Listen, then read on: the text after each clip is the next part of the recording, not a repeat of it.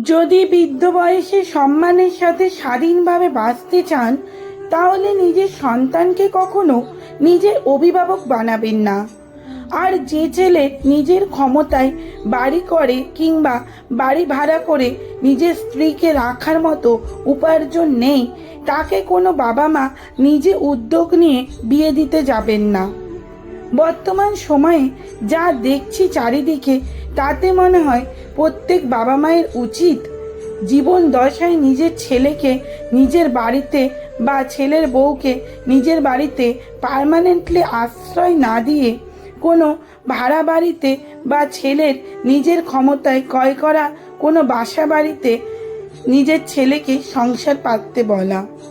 এ ব্যাপারে বাবা মাকে স্ট্রং সিদ্ধান্ত নিতে হবে। পুত্র স্নেহে দুর্বল হলে চলবে না। আর মৃত্যুর আগে পর্যন্ত কোনো বিষয় সম্পত্তি সন্তানের নামে লিখে দেবেন না। মৃত্যুর পর ওয়ারিশান সূত্রে তারা সম্পত্তির মালিকানা এমনিতেই পেয়ে যাবেন।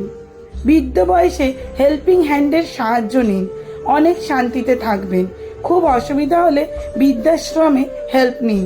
শহরে প্রচুর 5 স্টার বৃদ্ধাশ্রম যেমন আছে, তেমনি অনেক নিখরচায় বৃদ্ধাশ্রমও আছে। আপনার সামর্থ্য অনুযায়ী চয়েস করুন। ইউটিউবে সার্চ করলেই ডিটেলস পেয়ে যাবেন।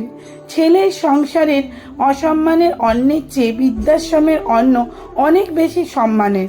ইয়াং বয়সে যে কষ্ট সহ্য করা যায়, বৃদ্ধ বয়সে অনেক কষ্ট, শরীরে সেই কষ্ট সহ্য করা খুব কষ্টকর। নিজের সঞ্চিত টাকা পয়সা, সম্পত্তির দলিল সব নিজের কাছে রাখুন। বর্তমান সমাজ ব্যবস্থায় ওটাই আপনার বৃদ্ধ বয়সে শক্তিশালী অবলম্বন। আমার ছেলে সোনার ছেলে, এই ভ্রান্ত ধারণা ত্যাগ করুন। আপনার সন্তান হিরে নাকি কয়লা, সেটা সময়ই বলে দেবে।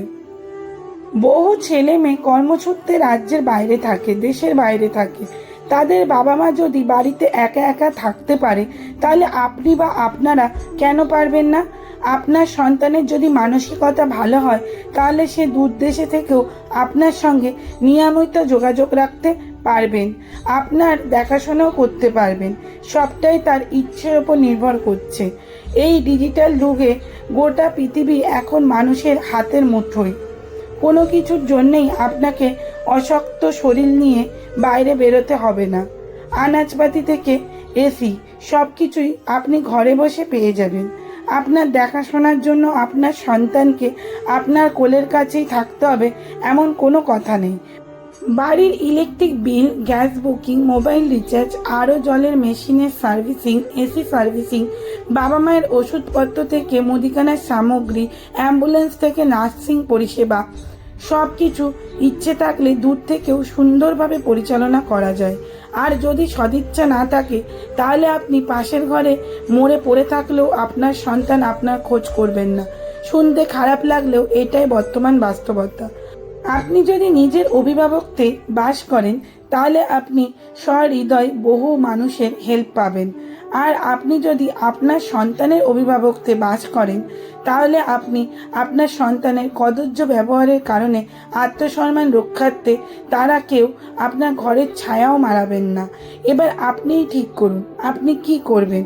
দিন রাত কলহ করে কাঁদতে কাঁদতে সন্তানের দেওয়া হেলা ছেদ্দার ভাত খাবেন, নাকি কাজের লোকের রান্না করা খাবার নিজের অধিকারে খাবেন, নাকি কোনো বৃদ্ধাশ্রমে গিয়ে বাকি জীবনটা আনন্দে না হলেও সম্মানের সঙ্গে কাটাবেন। সবটাই আপনার চিন্তাভাবনা এবং চাওয়ার ওপর নির্ভর করছে। কলমে সীমা সেন, পাঠে অঞ্জলি ঘোষ। লেখাটি কেমন লাগলো অবশ্যই কমেন্ট করে জানাতে একদমই ভুলবেন না। আর যদি ভালো লেগে থাকে, তাহলে একটি ছোট্ট লাইক ও শেয়ার করা অনুরোধ রইল আপনাদের কাছে। আর হ্যাঁ, কে কোথা থেকে ভিডিওটি দেখছেন সেটাও কিন্তু কমেন্ট করে জানাতে একদমই ভুলবেন না। আপনাদের একটি কমেন্ট আমাকে ভিডিও পাঠ করতে অনেক বেশি উৎসাহিত করে। প্রতিনিয়ত এরকম সুন্দর সুন্দর ভিডিও পেতে ইউটিউব থেকে দেখলে আমার চ্যানেলটিকে সাবস্ক্রাইব করুন, ফেসবুক থেকে দেখলে আমার পেজটিকে ফলো করে দেবেন। ধন্যবাদ।